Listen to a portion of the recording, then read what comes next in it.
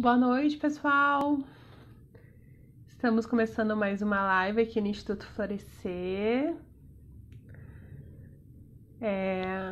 Olá, amiga.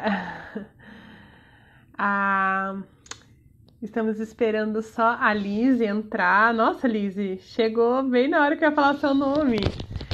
E aí a gente começa a conversar um pouquinho sobre o tema de hoje, que é o brincar com a natureza. Oi, Andréia. Nossa, só gente maravilhosa aqui. Li, eu acho que você tem que convidar ali para você entrar.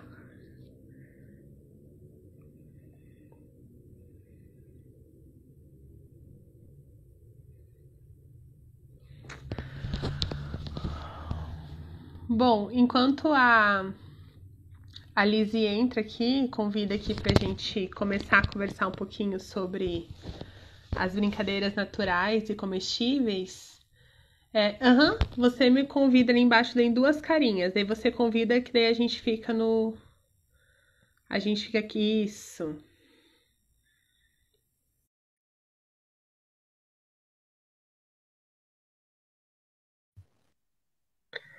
Estamos aguardando. Oi, boa noite. Boa noite, Lizzie. Tudo bem, amada? Tudo. Saudade de ver você presencialmente. Pois é, né? É muito interessante, né? Que a gente se vê online e a gente percebe o quanto tempo faz que a gente não se vê, né? Mas vai ser mais gostoso o reencontro daí, né? É verdade. E altos planos para o reencontro, né? No final a gente Muito. fala. Isso aí. Então, quero dar boa noite para todo mundo que está entrando, né? A gente aqui do Florescer, a gente estabeleceu aí um cronograma de lives para a gente exatamente conversar sobre temáticas que envolvem a gestação, parto, pós-parto, mas a infância, principalmente no começo da vida, outros temas que acolhem a gente nesse momento de quarentena. Então, essa é uma live especialíssima, minha e da Liz aqui, que a gente tem experiências em comum sobre o brincar do bebê pequeno com a natureza, com a bagunça, né? E a gente quis tentar traduzir um pouco essa experiência numa live, né? A gente estava conversando agora há pouco e eu fiquei pensando, cara, como que a gente vai conseguir traduzir em uma hora? Mas a gente tenta conversar o que é a nossa sensação aí, nossos sentimentos em relação a isso. Eu acho que a gente podia até começar se apresentando, né, Li? Falar um pouquinho da gente, assim, para as pessoas saberem quem a gente é e por que a gente vai falar disso, né? Eu acho que você podia começar. Eu começar? Eu acho que sim. Bom, então tá. Então eu sou a Lisiane, sou nutricionista, mas também tenho formação em pedagogia. Trabalho com algumas atividades educativas dentro da rede municipal, mas em paralelo também com as atividades de alimentação. Eu também sou mãe da Carolina, que fez 2 anos, e com a chegada dela eu fiquei mais interessada, mais motivada no universo materno-infantil, e foi assim que eu conheci o Florescer, a Vanessa, e que a gente está evoluindo juntas, estudando juntas e fazendo muitas coisas bacanas juntas. Muito obrigada. Bom, eu sou a Vanessa, sou uma das parceiras do Florescer também. Eu sou terapeuta ocupacional, trabalho com perinatalidade, então trabalho com as mães e com os bebês há algum tempo, com as gestantes. E a partir do meu envolvimento com as gestantes, eu fui convocada a trabalhar com os bebês, então eu trabalho com os bebês no começo da vida, com essa linha mais de desenvolvimento aí. Foi assim que eu conheci, inclusive, a Liz, né? E a nossa live tem a ver muito com isso, né? Quando a Liz traz, assim, sobre a experiência que foi aproximando ela desse universo, da minha própria experiência, né? A gente fala um pouquinho de como que a gente chegou nesse tema, que parece que é um tema específico, mas ele é tão grande, né, Liz?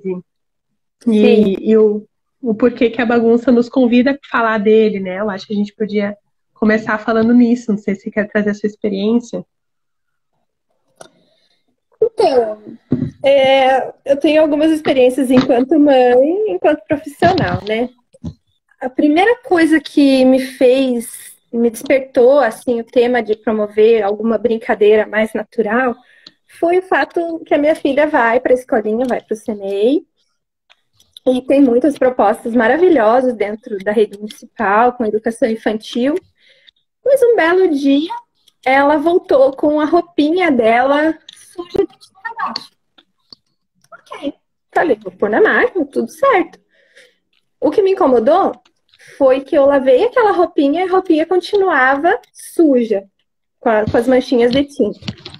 Lavei mais uma vez, continuava. Mais uma vez, continuava. Eu pensei, puxa vida, né? A tinta guache que é tão usada, né, nas atividades infantis, ela é assim tão cheia de química, né? A ponto dela não sair, eu não me incomodei de forma alguma pela roupa ter manchado. E sim, fiquei pensando, né? Puxa vida, às vezes é colocado uma química muito forte, né? A gente sabe, dentro da nutrição dos xenobióticos, né? Substâncias que mudam, inclusive, a questão genética, né? Da criança, que vai passar por várias gerações, e, enfim, a toxicidade disso. E, puxa vida, né? Aí teve outras experiências na própria escola, super bacanas, com produção de massinha entre mães e filhos, mas é usado assim, corantes artificiais também, algumas propostas de massinha a gente encontra usando gelatina, usando suco, mas puxa vida, a gente fala tanto dentro da nutrição que nos primeiros 1000 dias a gente deveria proteger os bebês de serem expostos a produtos ultraprocessados ou a produtos cheios de açúcar. E a gente encontra na natureza, né? A beterraba, que tem uma cor linda e que, ao invés de usar uma água para produzir uma massinha, a gente pode usar o caldo que a gente cozinhou a beterraba, a gente faz até uma sustentabilidade, né? De não jogar esse elemento no lixo, ou da cenoura, ou um suco verde, ou o próprio matinho. Hoje em dia a gente fala tanto das punks, né? Quanto tem em qualquer quintal, em qualquer terreno, a gente encontra uma possibilidade tão grande que não vai ter custo nenhum e às vezes é muito mais fácil do que a gente encontrar um potinho de corante, né? Ter que se deslocar até uma loja que venda produtos específicos para confeitaria, se a gente já tem ali no nosso quintal, na nossa rua. E foi aí que, nesse tempo, aconteceu contigo, inclusive, na Florescer, uma experiência legal, eu não me lembro o nome dessa oficina. Como era o nome? Era uma oficina de movimento especial Tintas Naturais. Exatamente. Sim, Andréia, tinta de beterraba, a gente falará sobre isso aqui. Exato. E dentro da atividade, eu levei minha filha e com a beterraba a gente encontra tanto a tinta quanto o resíduo como possibilidade de exploração para o bebê. A gente encontra aquela questão que você fez com gelatina, né? O mesmo elemento natural você apresentou de 3, 4, várias formas, né? E aí eu fiquei pensando, puxa, às vezes o que falta, as professoras, as mães e quem trabalha com as crianças tem muitas ideias boas, mas às vezes a gente só reproduz ideias que a gente já viu e não pensa que, puxa, mais acessível e mais natural, existem possibilidades diferentes. E até para casos de crianças que possam ter, de repente, alguma alergia, né, alguma situação assim, isso seria muito mais benéfico, muito mais sustentável, muito mais legal, até porque a criança vai colocar na boca, né? Ela não vai só usar como um brinquedo. E, né, a questão dos xenobióticos, tanto pelo contato do tato, quanto pelo paladar, o olfato e tudo, né? Acaba sendo... acaba limitando, né? Isso poderia ser muito mais aproveitado, muito mais educativo, de uma forma geral, e é por isso que eu propus também depois uma atividade que foi muito legal com as crianças, E é por isso que eu acho que a gente tem que conversar sobre isso com as mães, porque às vezes está ali na geladeira, na fruteira de casa, e ela deixa de fazer alguma atividade ali, às vezes até enquanto está cozinhando e precisa da criança um pouquinho calma, ali manipulando algum material para que ela possa terminar a refeição para a família, e a gente acaba não percebendo, né? E eu acho muito legal porque quando a gente fala, né, da experiência da criança, ela é constitutiva, né? E a experiência ela é relacional. Então, quando a criança está ali, né, caminhando para se tornar uma pessoa, a gente pensou muito em conversar sobre a criança pequena, né, Lizzy, que está bem nessa fase de exploração, em que a sensorialidade comunica o tempo todo. Durante toda a vida, a gente se comunica com o mundo pelas sensações, as interpretações das sensações. Mas o bebê só tem a sensação. A interpretação, ela está se constituindo. Então, quando a gente tem um bebê que está se formando, ele se forma a partir de uma relação com o outro e consigo mesma. Então, ele olha para o outro que responde, mas ele também chupa o pezinho do pé, põe a mãozinha na boca, né? Eu brinco que faz, às vezes, até um engasgo que coloca lá no fundo. Tudo isso é uma interpretação dos seus próprios limites, das suas sensações. E as experiências... E por que a gente sempre tenta, nas nossas conversas, a gente falava muito da relação, né? Porque não é a experiência isolada. É uma experiência que comunica com uma outra pessoa, é um objeto que não é só o objeto que estimula, é o objeto que a mãe oferece, é isso que a Lizzy falou, né? Às vezes a gente está cozinhando a beterraba e a gente pode esmagar, pode bater a beterraba e colocar ali para a criança explorar aquele calor, né? A beterraba batida ela é quentinha, mas eu posso pôr na geladeira e ela ficar fria, né?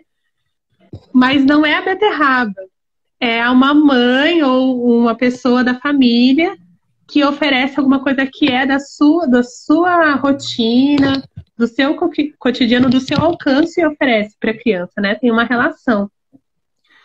E essa relação, ela é o primeiro brincar da criança, né? Então, esse olhar, essa busca, a gente estar comendo alguma coisa e a criança querer.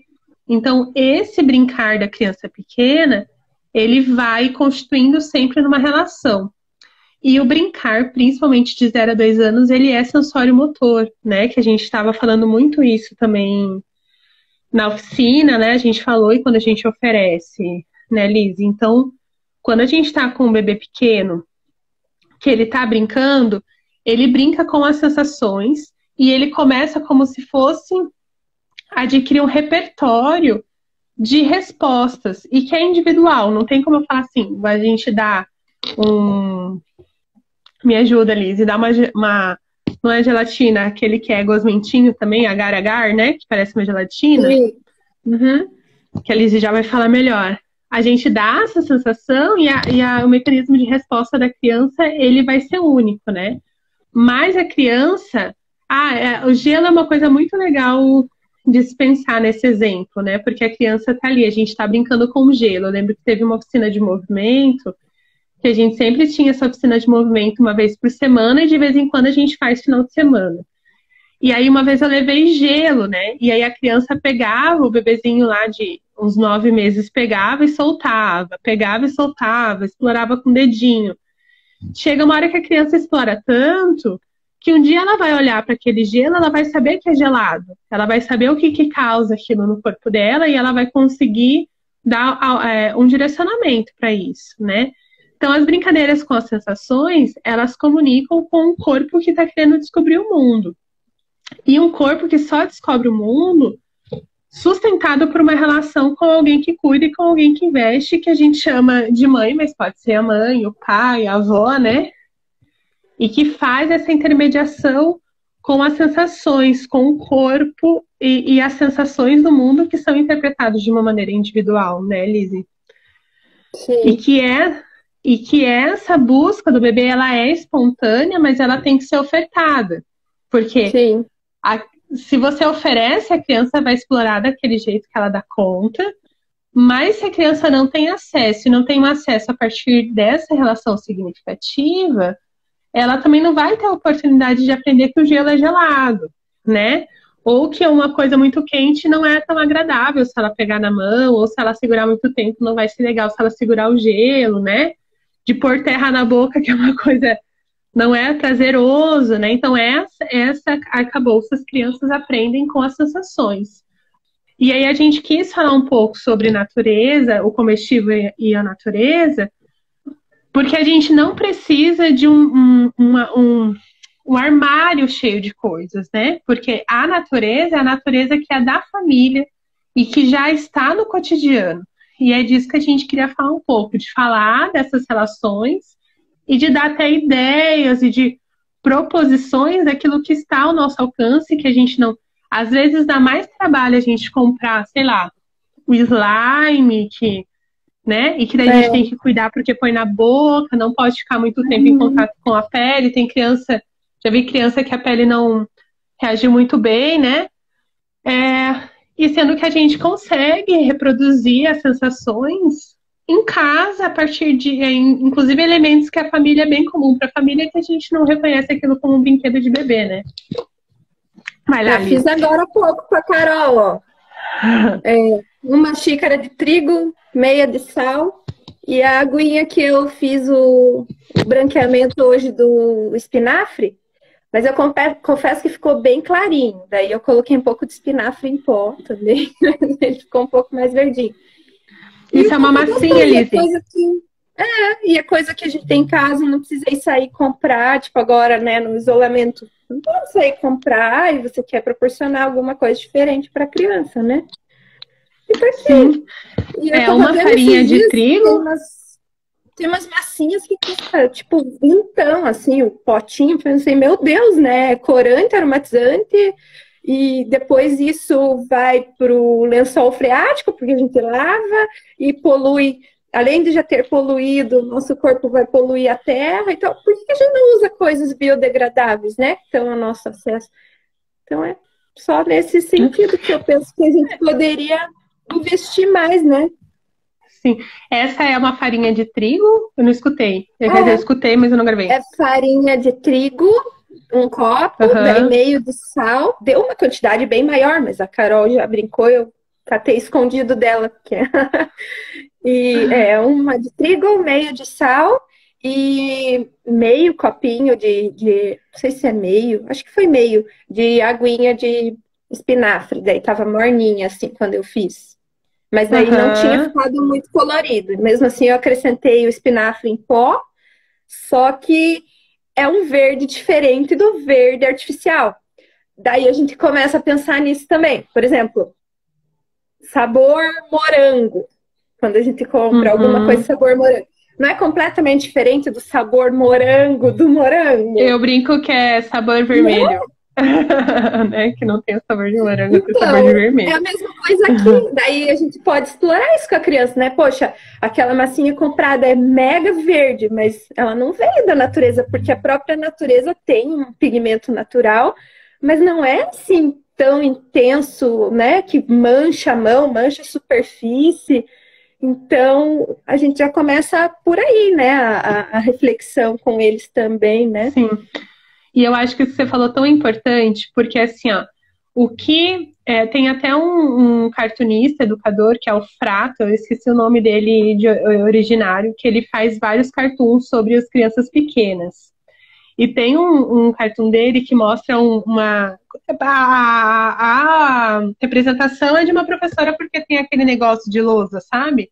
Apontando para a árvore, as crianças pequenas tudo sentadas no chão, e ela tá na frente de uma floresta, né? E o quanto assim, como que a criança vai aprender o que é duro, o que é longe, o que é verde? É conceitual? É conceitual, né? Principalmente para quem convive com a criança maior, né? Maior, 4, 5, 6 anos, mesmo pré-escolar, assim, pré-alfabetização, você consegue já trabalhar alguns conceitos que são bem cognitivos. Mas a criança pequena, ela é experiencial, ela experiencia. Então, por exemplo, o bebê tá lá no chão, né? Ela bate, ó, eu bati aqui na mesa, o celular tremeu, né? E ela sente que é duro. Então, ela vai começar a bater mais devagar, ela vai controlando o tônus dela à medida que ela sente.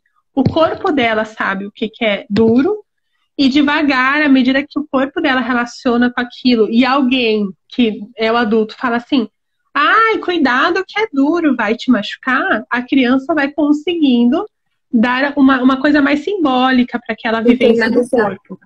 E então, às vezes a gente tenta artificializar coisas que não precisam, porque a criança precisa ter contato com essa natureza e entender a natureza, sim, como a natureza, como na questão da biodiversidade e tal, mas a natureza da vida, né? Porque quando a Liz estava mostrando ali a massinha, eu lembrei quando as nossas vós faziam massinha de pão e davam um pedaço e a gente ficava amassando. Chegava a ficar preto, né? Amassava e ainda tinha que pôr pra assar. Aí ficava um pãozinho assim, todo craquento de tanto que...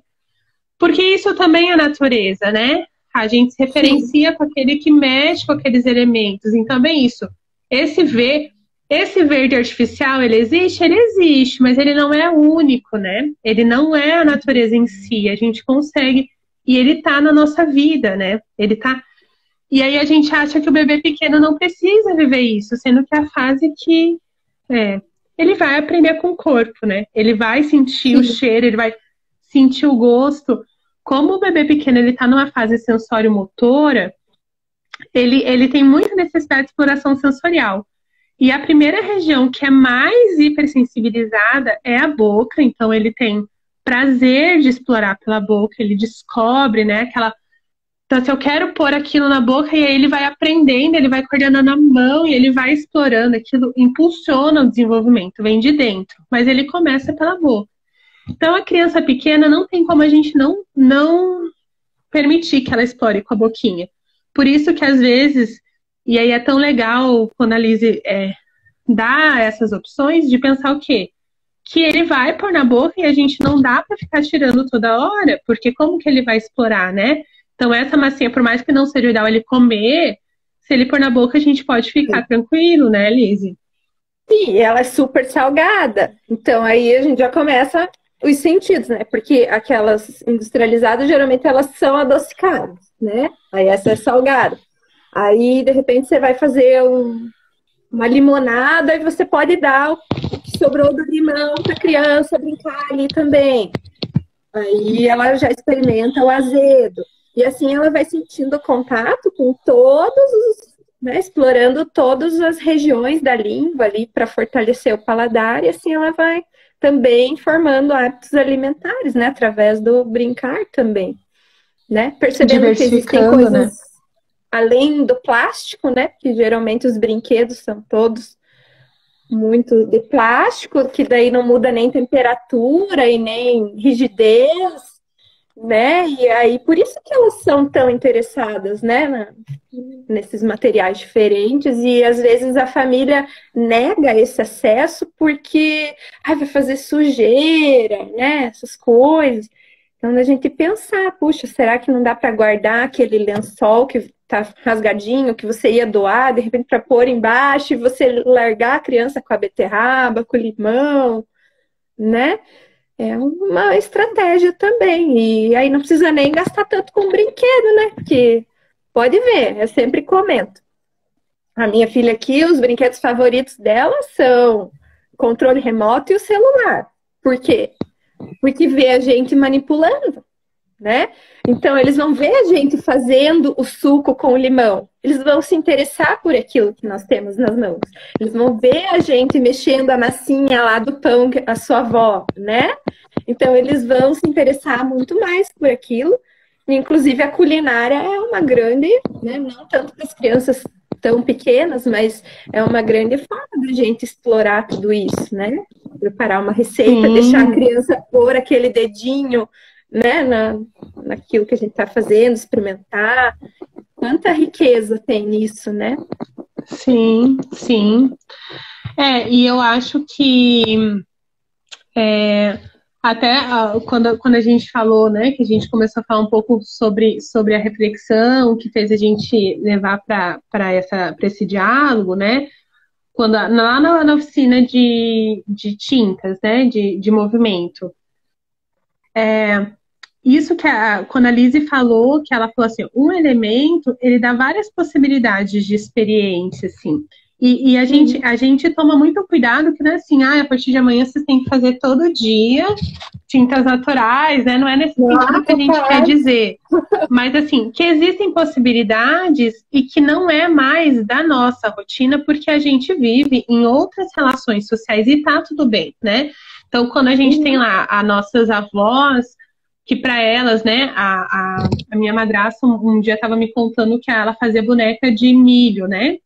Eu não sei fazer boneca de milho, eu já vi milho, mas eu acho que muitas crianças não viram o milho ainda, né? Como que tira, que o milho, a grandão é verde, é quando você abre que ele fica amarelo, né? Então essas conexões não é mais, e tá tudo bem porque a sociedade ela muda e a cultura ela atravessa os processos, a gente não tem que ser contrária. Mas o bebê pequeno, ele comunica muito organicamente. A cultura está começando a atravessar a partir da cultura dos pais, né? Então, à medida que vai tendo esse atravessamento, é que a criança vai montando conceitos, gostos, sabores, tendências, né? Mas isso, já que a gente não tem o forno a lenha, né? O forno a lenha não é mais o campo. Mas então que a gente faça eventos de brincar, né? E aí pode ser muito simples com a nossa família, muito simples nessas pequenas coisas, né? De você estar fazendo um suco e dar o bagaço da laranja, né? Limão que dozinha, né? Mas é importante, existe um gosto azedo que a criança quase não toma, existe o cheiro do limão, né? O cítrico super comunica com a criança. A gente porque acha, é uma interpretação adulta. O nosso julgamento. Perfeito. Mas experimenta dar uma metade do limão para um bebê. Eles lambem, fazem aquela careta, mas daqui a pouco põe de novo com o maior interesse e maior prazer do mundo, porque para eles é muito difícil o acesso ao azedo. Então é uma descoberta muito interessante. Exatamente. Por que a gente vai privá-los disso, né? Isso. Só por preconceito nosso mesmo. E eu acho que a gente reconhecer esses campos potenciais que existem, né? E quando não existe, né? Então, eu moro num apartamento de 50 metros quadrados. Porque a nossa realidade contemporânea hoje, né? Como que eu vou fazer tinta na minha sala? Então, eu vou no parque. A Lizzie fez a oficina dela no parque, né? Levo tinta natural. Gente, tinta natural. A Andrea falou tinta de beterraba. É assim, ó. Você bate a beterraba com o mínimo de água possível. É só. Se a Lizzie faz diferente, você me fala, tá, Lizzie? Claro, vou contar. Vai triturar. Vai triturar. Daí você coa. Eu coo com pano de tecido. Sabe, coador de café? Mas. E aí vai sair bem a tinta mesmo. E aquilo faz uma super tinta. O cheiro é bem diferente. É um cheiro concentrado de beterraba.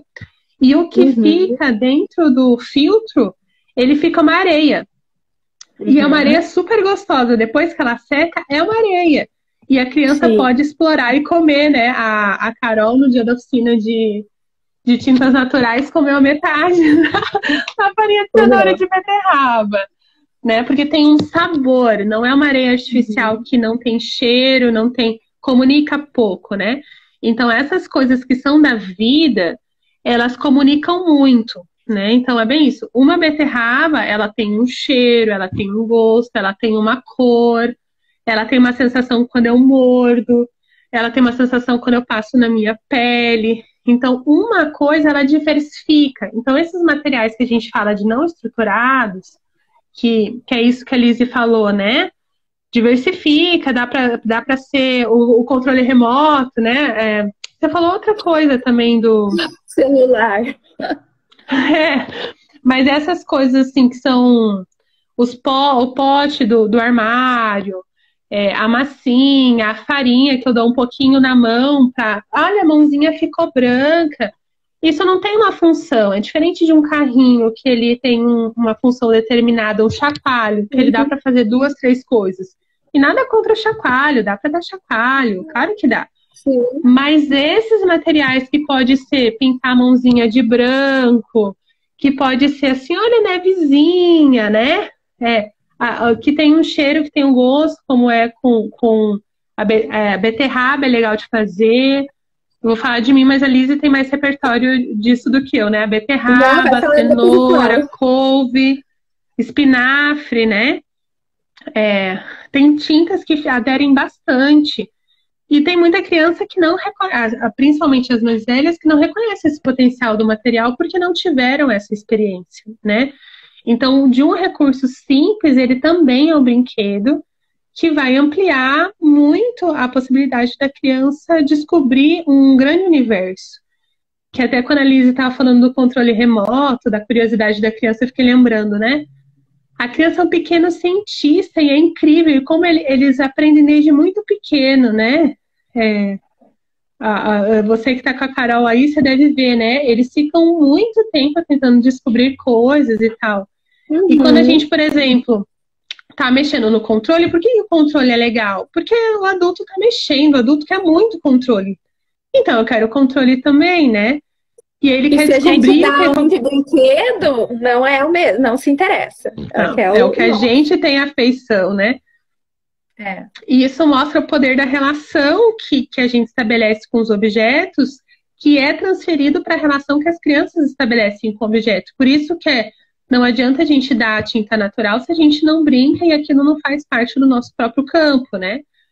Mas ela pega qualquer objeto que a gente está explorando e ela tem muito interesse, ela quer descobrir o que é, ela faz inventos, experimentos, e ela faz uma descoberta enorme. Se aquilo está vinculado num campo relacional que desperta nela desejo, ela vai explorar até findar de vários jeitos diferentes, em vários momentos diferentes, né? Muito fato. A minha tinta é um pouquinho diferente. Vai lá, Alice. Eu faço desse jeito que você faz, com um pouquinho de água, bato. Aí eu comprei, sabe, sacos de limpeza mesmo, mas nunca usados? Sacos de estopa, não sei que material é aquele. Mas eles são um saco mesmo, né? Que você pode brincar de corrida do saco com as crianças. E eu fiz a tinta amassando ali, né? Saiu o caldinho. Inclusive fica tingido aquele tecido depois para você brincar de corrida do saco. Fica bem legal, porque eles ficam coloridos. E aí eu pego e faço um mingauzinho com amido de milho. Só amido de milho. E daí é verdade, você tinha falado. Uma coisinha mais grossinha. Ou tem coisas que dá para fazer com o próprio pó, porque até a beterraba, espinafre, tudo isso que a gente falou, cenoura, a gente encontra em pó, né? Até eu fiz aqui, ó. Dá para ver? Dá. Esse foi o meu teste. Dá para fazer com pó de café, qualquer elemento você mistura no amido de milho, né? Com e o legal é que daí dá para pintar, né? Isso, e o legal é porque dá para pintar, porque do meu jeito não fica bom. A gente tentou, não fica bom. Fica bom para explorar, né? Eles ficam todo coloridinho. Dá para fazer uma bagunça legal. Mas, tipo, eu quero colocar no papel, já não fica tão. Tem que fazer muito grande, assim, muito concentrado. Olha que lindo que ficou a beterraba, né? Espinafre, açafrão. Daí você tem vários. Aí me disseram, fui pesquisar na internet, me disseram que hibisco com bicarbonato ficaria azul. Mas não rolou, ficou marrom. Né? O marrom a gente pode pegar com pó de café, faz o marrom, né? Sim. Então não precisa, ainda paguei caro no pó de hibisco e o pó de açaí, são os pozinhos mais caros que tinha lá na lojinha de produtos naturais, e foram os dois que tipo, nem precisaria, né? Mas outro jeito de fazer, tem gente que faz, é misturando com cola branca, a tóxica. Também fica bom. Mas eu não fiz, com os bebês eu não fiz, mas também é um jeito. É legal fazer para os maiorzinhos, né? Tem uma pessoa aqui, que é a Laís, que deu uma amiga fez um smash de pente pro filho dela e fez tinta de iogurte natural e repolho roxo, que a cor ficou bem bonita. Repolho roxo deve ficar legal mesmo, né? Então o repolho roxo realmente ele fica azulado mesmo. Agora que eu me toquei, eu faço o branqueamento dos legumes, a água fica azul. É verdade. Sim. E olha que legal, né? Porque quando você cozinha o repolho roxo, e isso a gente já vai retomar um pouquinho pensando nesse bebê que ele tá aprendendo e tá crescendo, né? Que tá se direcionando para o mundo. Mas olha, o repolho roxo, que ele é roxinho mesmo, o cozimento ele fica azulado, né? O quanto que a natureza comunica ações e reações que eles não são tão previsíveis. E que a criança fica apaixonada. É muito lindo de ver, né?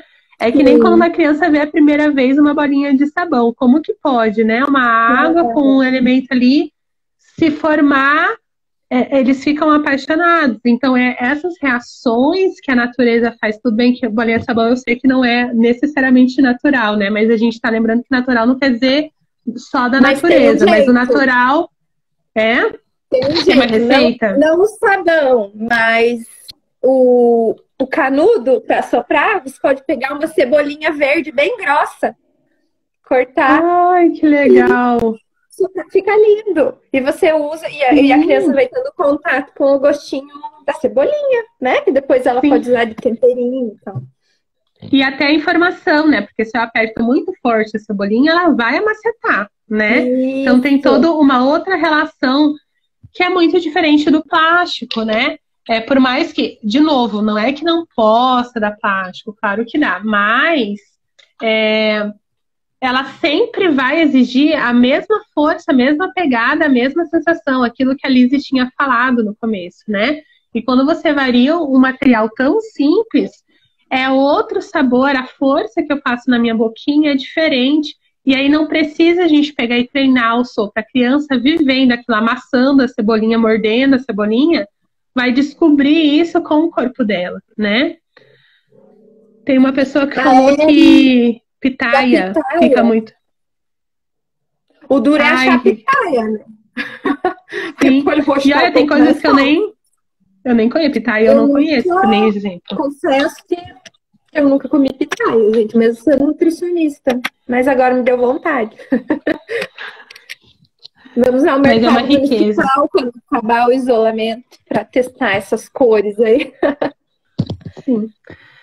Lizzy, são 8h37. Eu só queria recapitular um pouquinho a ideia que a gente falou das sensações do desenvolvimento, e aí a gente pode ir dando mais dicas no meio disso, só para daí a gente controlar o tempo, porque o Instagram derruba a gente, né? Eu não sabia que derrubava, daí na primeira vez derrubou e eu fiquei na metade esse negócio. Mas então, gente, quando a gente fala num desenvolvimento que constitui a partir da relação, claro que a gente pode falar, assim, muito sobre o desenvolvimento do bebê pequeno, mas eu vou me focar no diálogo com as próprias sensações e as fases que a gente encontra no começo da vida, né? Então, às vezes a gente pensa assim, mas o meu bebê é tão pequenininho, ele tem 3, 4 meses, não dá para ficar fazendo tinta natural. Mas um bebê de 3, 4 meses, ele já é um bebê que se organiza no mundo, já está no fim do primeiro trimestre da estrogestação, que é bem intenso, né? Que é outra live. E a Érica deu a dica de comprar a pitaia no Angelone ou no Festival. Tá, e a minha prima Kelly tá escalada para me dar uma pitaia. Porque ela tá aí assistindo e ela falou que tem perto da casa dela, no então, terminal fechou. da Barreira. Já leva para florescer pra gente comer, então. Isso aí. Mas aí, assim, ó, esse bebê pequenininho, ele já vai descobrindo as sensações, já descobriu com o colo, já descobriu mamando, já descobriu cheirando, já descobriu no banho. A vida natural acontecendo, a partir de alguém que cuida e investe, já vai acontecendo, né? E lá com 3, 4 meses, eles começam o quê? A buscar com o olhar e com a cabecinha de uma maneira mais coordenada. E aí no mundo tem o quê? Tem movimento, tem vento, tem a árvore que balança, tem a cortina que balança. Daí a criança olha a cortina, né? Eu lembro que minha avó falava assim, é um anjo que tá ali, né? A criança se admira com aquilo. À medida que ela vai caminhando, que ela vai começando a direcionar o corpinho dela para rolar, ela rola numa estrutura firme, né? Ela rola numa estrutura que faz com que o corpo dela se organize para rolar, né? E é uma coisa que, claro, a gente precisa oportunizar o ambiente que favoreça, mas esse caminhar para esse desenvolvimento vem desse corpo. Um bebê não vai engatinhar e andar se ele não tiver controlado a sua cabecinha rolado, né? O corpo dele ele vai caminhando desde que ele tem esse impulso para direcionar aquilo. E aí a gente pensa um bebê que rola, ele rola em cima de um tapete, ele rola em cima de uma esteira de praia de palha, né? No colchão, que é bem macio, no chão de madeira, que é um pouco. Então, a natureza, que é a natureza da criança e da família, ela está acontecendo e comunicando. Quando o bebê ele direciona para sentar, que ele controla esse tronco e libera a mãozinha, aí é a hora de pegar, né? É a hora de explorar. Inclusive, na hora que ele controla esse tronquinho, que ele coordena, que ele tá firme, é a hora de começar a comer, né, Lizzy? Sim. Claro, né, gente? Tem várias coisas. Estou só pincelando pra gente conseguir dialogar. É um dos sinais de prontidão. Sim. E aí ele pega esse alimento, ele pega os objetos, tem que ser algo que ele segure nessa mãozinha e que ele consiga ver que quando balança faz barulho, ou quando ele bate faz barulho, quando ele põe na boca é gelado, né? E assim ele começa a explorar, até a hora que o corpo dele não só quer explorar o que dão na mãozinha dele, mas ele vai atrás, né? E aí ele começa a se rastejar e ele começa a engatinhar. E esse rastejar e engatinhar também acontece na terra, na areia, na calçada, pedrinha. Na pedrinha. Nossa, mas vai ralar o joelhinho. Gente, é incrível, né? Que o bebê. Claro, né? O bebê ele estranha no primeiro momento. A gente acolhe, a gente oferece de novo. Esse explorar do bebê, que é esse corpo que vai se direcionando para o desenvolvimento, ele tem um olhinho nosso que tá ali protegendo, né? Mas quando você vai na pedrinha, é muito engraçado porque eles chegam a engatinhar de ursinho, né? Eles erguem o joelhinho. Porque a experiência com as sensações do corpo, ela vai dando para o bebê um autoconhecimento e uma busca de se defender. A gente sempre brinca que quando o bebê começa a escalar lá por 9, 10 meses, 11, a questão cronológica, ela tem um espaço grande, né? Uma janelona. Aqueles bebês que eles exploram isso, quando eles vão cair, a gente brinca, eles sabem cair, né? Porque eles já têm o reflexo de tentar se apoiar, que é muito mais... Ele sabe mais sobre o seu corpo porque ele brinca disso, né? Então, precisa levantar, cair de bumbum, precisa sentir... coloquei a filha na... Ai, gente, eu adoro ver bebês primeira vez na grama. Eu adoro ver esses vídeos e ver, porque... E é bem... Na oficina de movimento, eu lembro que a gente colocava na terra úmida, que é uma coisa que é difícil. A gente não tem quintal e a gente não tem mais esse hábito. Os bebês ficavam assim, parados. A impressão que dava era de tentar absorver aquilo. Cara, o que está acontecendo? O que é isso que está afetando o meu corpo? E aí, à medida... E, claro, dá aquela olhadinha pra mãe, né?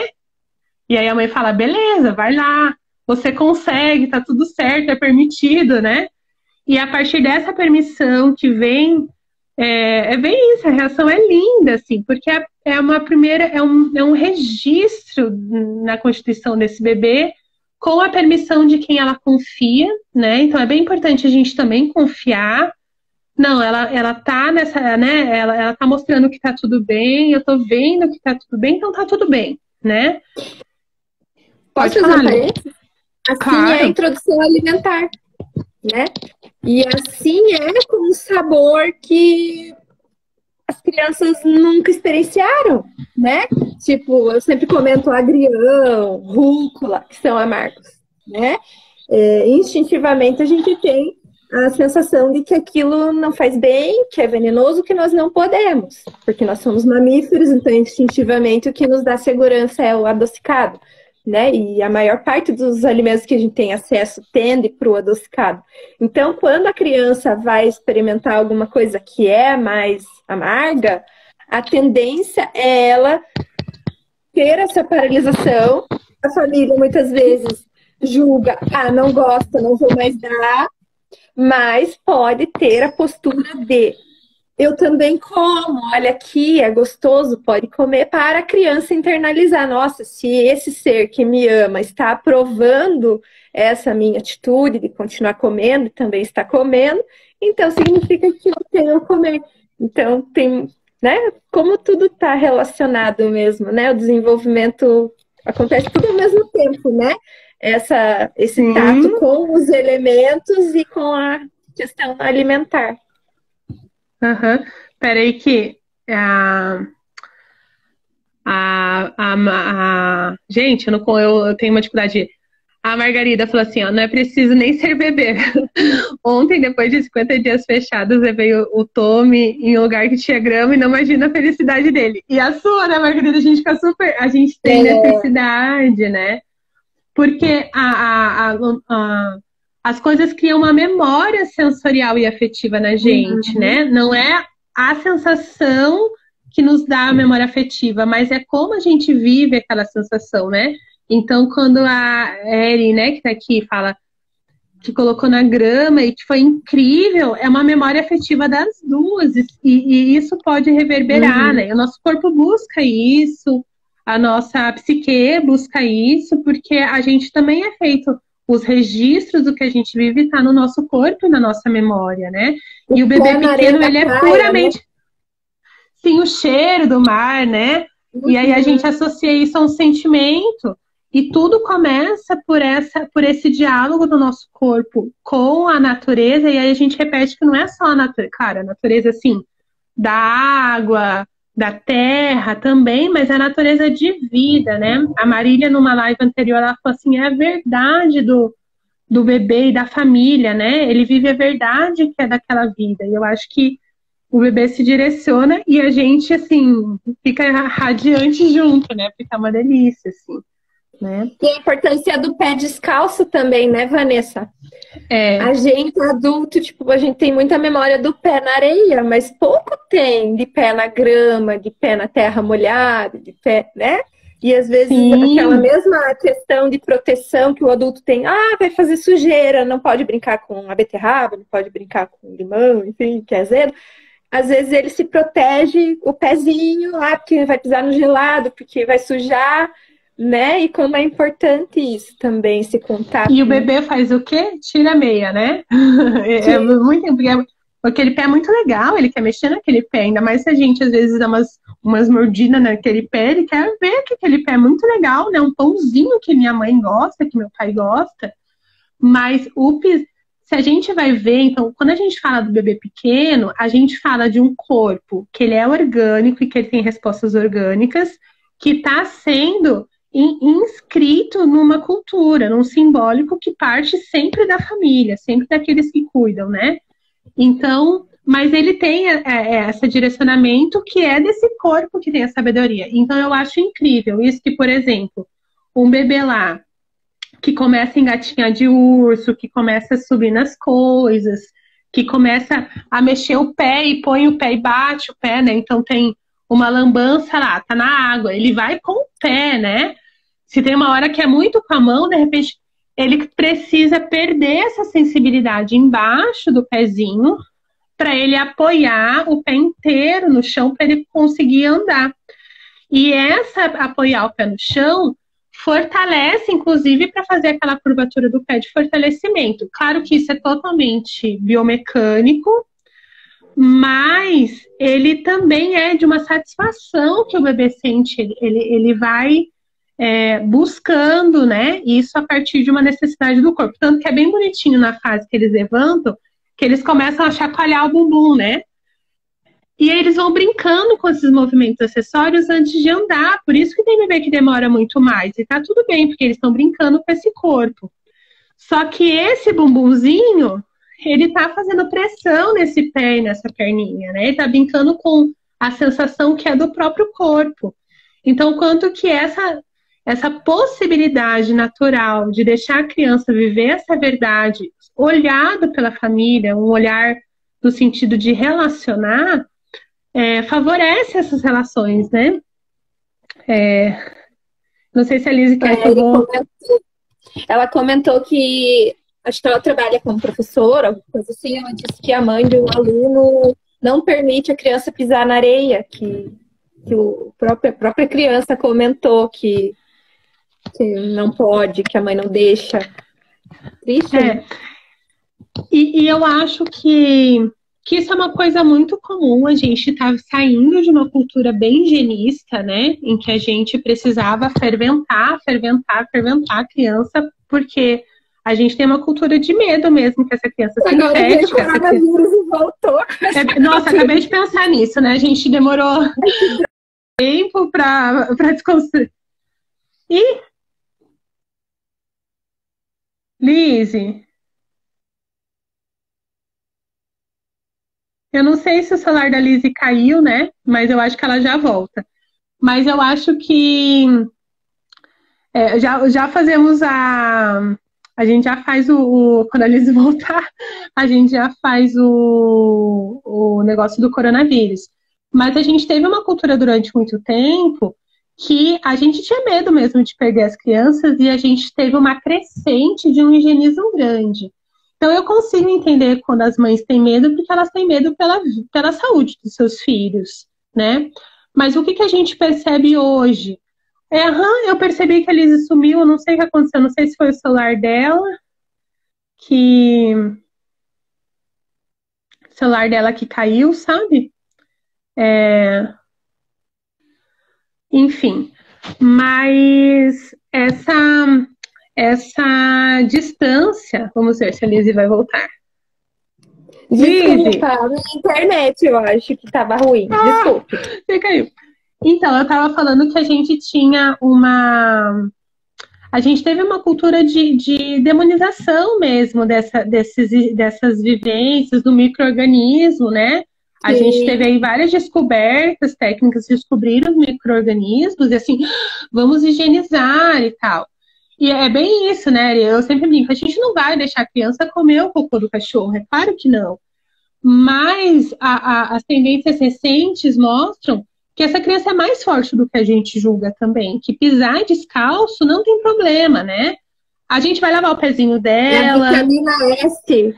Tem autores que brincam com essa história, né? Vitamina S da sujeira, ela é necessária, inclusive, para a saúde intestinal, né?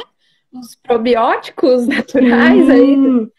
E a gente tem uma relação também com alergias, né? Alguns estudos estão apontando. Sim. Mas eu acho que principalmente de possibilidade de viver coisas. A ração a gente se esforça muito, para não deixar eles comerem, mas é muito difícil. A gente não mas a gente tem vontade de comer ração, não sei vocês, mas eu já eu acho assim, não conheço uma criança que tenha bichinho que não comeu ração, mas a gente cuida, né? Só que eu acho que é bem isso, é da gente. Além disso, eu acho que tem uma questão orgânica que as crianças se beneficiam, a gente também consegue relaxar para brincar com esse natural da nossa vida, né? Sim. De entender que legal pôr no... que eu tome amarração, então, Margarida, eu imagino. Mas que a criança brincar no chão faz bem, balançar na rede, a gente quase não falou da rede, né? Mas o brincar com a sensação de balançar era muito importante. E come ração, gente, come mesmo. Você fica com as vitaminas do cachorro, que várias pessoas estão. Mas eu acho que dá essa liberdade da gente sentir segurança de deixar explorar, porque a gente quer o melhor. E se antes falavam pra gente que o melhor era não deixar esses micro-organismos, hoje a gente fala assim, não, deixa ele reagir, né? Deixa esse natural tomar conta, que o corpo dele dá conta disso, né? E aí... Sim. Com o cuidado necessário, com a vigilância necessária, mas o natural, a verdade está ali, né? Eu acho isso bem importante. Claro que hoje a gente tem um coronavírus que está exigindo da gente outros cuidados. E eu acho que tudo bem, não estou dizendo disso. Hoje a gente precisa higienizar mais mesmo, cuidar. Se está em quarentena, em isolamento, está tudo certo. Li, a gente tem 5 minutos. Tem mais alguma dica de alguma brincadeira legal que a gente possa fazer? Não, você citou o agar-agar, né? O agar-agar ele tem uma característica bem interessante. Agora, na quarentena, não precisam correr, mamães, comprar agar-agar, mas quando vocês forem numa loja de produto natural e de repente encontrarem, é interessante porque ele você pode misturar num suco, né? Ele precisa ser aquecido. Mistura num suco, ele forma a gelatina e ele não, depois que ele endurece, ele não amolece mais. Tipo, e não precisa de geladeira. Porque a gente pode fazer as gelecas naturais com a gelatina, aquela incolor também. E é bem legal para as crianças manusearem. Mas num dia de muito calor ou se ficar muito tempo fora da geladeira, vira suco, vira água, né? E o agar-agar não, ele tem essa característica. Até teve uma amiga minha que me ensinou e eu achei super legal. Ela coloca o agar-agar dentro de seringa, dentro de uma seringa e injeta em aqueles equipos, sabe aquilo? É um negócio que passa a dieta, é um caninho. Um caninho. É, tipo sonda. De produtos médicos. Isso, Tá. uma sonda. Aí você passa com a seringa, aquele suco de agar-agar e deixa ali. E depois você assopra ou faz uma manobra lá e tira, vira como se fosse um macarrão, como se fosse, dependendo da espessura desse material, vira tipo uma bala de goma. Então, que legal pra fazer uma bala de goma natural, né? Sim. E aí aquele negócio bem comprido deve ser mó legal de brincar, né? Super! Gente, é muito genial. A gente fez com suco de manga. Com suco de uva, eu tentei fazer aquele suco de uva concentrado e não gelatinizou. Tem que fazer alguns testes antes, porque tem alguns produtos que não gelatinizam e eu não encontrei nada na literatura que diga qual é o fator que faz gelatinizar ou não. Mas o de manga ficou super legal, ficou super cor de macarrão, assim. Compra em loja de produtos naturais, assim, sabe? Essas lojas que vendem aveia, coisas assim. Compra nesses lugares. E a gente pode fazer, quando acabar esse período maluco aí, a gente pode fazer um encontro presencial, né? Até a nossa proposta, né, Vanessa? Onde a gente tem altos planos. Esses materiais para as crianças explorarem, a gente poder brincar juntos. Sim. E aí, eu acho... é muito legal. Sagu, eu adoro sagu. As crianças que brincam comigo sempre vão para dentro do sagu, né? Porque... né? Só ali, ó, o que a Amanda falou, que não fica dura, Amanda, eu acho que tem a ver com isso que a Lizzy falou. Nem toda coisa que você mistura vai ficar dura, então você tem que fazer um teste antes.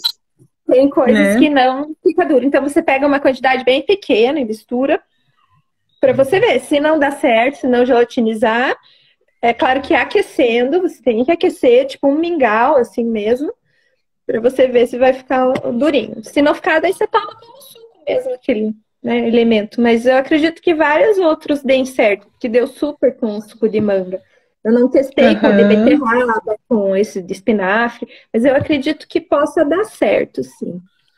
E para quem tá falando aqui que quer comprar, eu acho que tem lojas que estão entregando em casa também, né? Daí a gente pode, né, para quem falou que queria já fazer, porque é bem ou mal, é claro que a brincadeira ela sempre comunica a partir daquilo que é interessante para a família.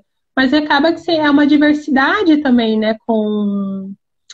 É uma diversidade, às vezes a gente não tem tantos recursos em casa e acaba sendo uma opção a mais, né? A Margarida diz que é por conta do açúcar. Quando tem muito açúcar no agar-agar, ele não condensa tanto. Porque o suco de uva é aquele sem açúcar, mas a uva é naturalmente bem adocicada, só que a manga também é. A manga também é. Não sei exatamente. Mas, gente, então assim, ó, a gente tem 1 minuto. Então, assim, eu queria agradecer a todo mundo que participou, foi muito bacana. Eu acho que a gente pode pensar em até outros dias de falar de outras brincadeiras legais, né? A gente tem um projeto que já faz um tempinho que a gente estava namorando e que a gente quer muito, depois que acabar esse momento, né, de isolamento, em que a gente voltar a se encontrar, de proporcionar novamente essas oficinas, né, de brincar com bagunça, de brincar com cheiros, com cores e sabores, assim. Mas eu acho que é agradecer, né? Ali, eu agradeço a Lizzy, né?